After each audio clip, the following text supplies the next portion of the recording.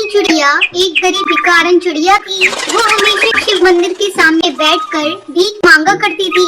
भगवान के नाम पर इस गरीब भूखी चिड़िया को कुछ दे दो भैया, भगवान तुम्हारा भला करेगा। दीदी, इस गरीब भूखी भिखारन चिड़िया को कुछ दे दो, भगवान तुम्हारा घर धन से भर देगा। भीख में टुनटुनी चिड़िया को जो कुछ भी मिलता था उससे वो अपना पेट पालती थी। एक दिन जब टुनटुनी चिड़िया भीख मांग रही थी तभी उसे चिड़िया के बच्चे की रोने की आवाज सुनाई देती है। अरे ये किस चिड़िया का बच्चा है, कब से रोई जा रही है? कौन है इसकी माँ? यहाँ तो कोई आसपास दिखाई नहीं दे रहा है। लगता है बच्चे को किसी ने जानबूझकर यहाँ छोड़ दिया है। थोड़ी देर यहाँ इंतजार कर लेती हूँ, अगर कोई इसे लेने नहीं आया तो मैं ही इसे ले जाकर पालूंगी। टुनटुनी चिड़िया उस रोती बच्ची को अपनी गोद में उठा लेती है और उस बच्ची की माँ बाप के आने का इंतजार करने लगती है। आधा घंटा हो जाता है लेकिन कोई नहीं आता।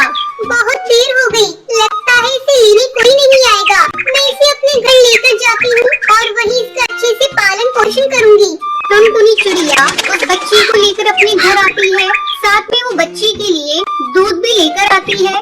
मैं इस बच्ची को दूध पिलाकर सुला देती हूँ, बेचारी बहुत देर से भूखी होगी। पी ले मेरी बच्ची, दूध पी ले, बहुत देर से भूखी होगी। आज से मैं ही तेरी माँ हूँ, मैं तुझे पढ़ा लिखा कर डॉक्टर बनाऊंगी। टुनटुनी चिड़िया के ऊपर एक बच्ची की भी जिम्मेदारी आ गई थी। अब वो भीख मांगने के साथ साथ अपनी बच्ची की भी देखभाल किया करती थी। धीरे धीरे वो साल भर की हो जाती है।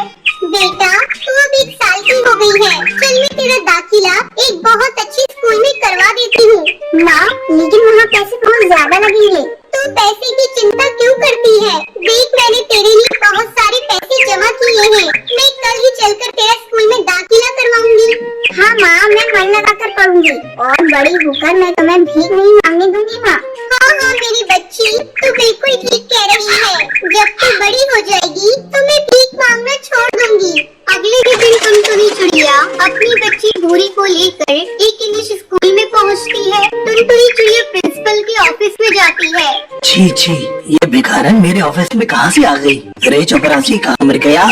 जल्दी इस भिखारन को यहाँ से निकालो, इसके पास से बहुत बदबू आ रही है, मुझसे बर्दाश्त नहीं हो रही है। ए भिखारन, चल निकल यहाँ से। तुझे भीख ही लेनी थी तो स्कूल के बाहर से मांगती। साहब, मुझे कोई भीख नहीं लेनी, मैं अपनी बच्ची के एडमिशन कराने के लिए इस स्कूल में आई हूँ। इस स्कूल में भिखारी के बच्चे नहीं पढ़ते। सेठ जी, इस किताब में लिखा है कि भिखारी के बच्चे बड़े स्कूल में नहीं पढ़ सकते। आपको अपनी फीस की चिंता है, मैं उसे हर महीने समय से दे दूंगी।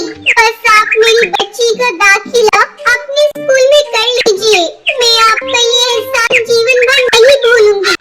अच्छा ठीक है, मैं तेरी बच्ची का एडमिशन अपने स्कूल में कर लेता हूँ, लेकिन हाँ, समय से तू इसकी फीस जमा कर देना। उसके बाद टुनटुनी की बच्ची का एडमिशन उस स्कूल में हो जाता है। अगले दिन जब टुनटुनी चिड़िया की बेटी भूरी चिड़िया स्कूल जाती है तो कुछ पक्षी भूरी से कहते हैं, देखो इस स्कूल में भिखारन की बच्ची भी आई है। ए चिड़िया, तू हम लोगों से दूर रहना और हम पक्षियों से बात करने की कोशिश भी मत करना, हम रईस पक्षियों के बच्चे हैं। भूरी चुपचाप अपनी सीट पर बैठ जाती है। वो किसी भी बच्चे से बात नहीं करती। छुट्टी होने के बाद जब वो अपने घर आती है तो भूरी चिड़िया अपनी माँ से कहती है, माँ, मुझे कल से स्कूल नहीं जाना, सारे बच्चे मुझे आज चिढ़ा रहे थे, भिखारन की बच्ची, भिखारन की बच्ची। माँ, तुम भीख मांगना क्यों नहीं छोड़ देती? मेरी बच्ची, मैं कैसे भीख मांगना छोड़ दूँ? मेरे पास कोई दूसरा रास्ता भी नहीं है। जब तू बड़ी हो जाएगी, पढ़ लिख कर कुछ बन जाएगी, तब मैं भीख मांगना छोड़ दूंगी। तो किसी की बातों पर ध्यान मत दिया कर, तू सिर्फ पढ़ाई पर अपना ध्यान दे। धीरे धीरे भूरी चिड़िया बड़ी हो जाती है और पढ़ लिख कर एक दिन अच्छी डॉक्टर बन जाती है और जंगल के सभी पक्षी उसकी तारीफ भी करने लगते हैं।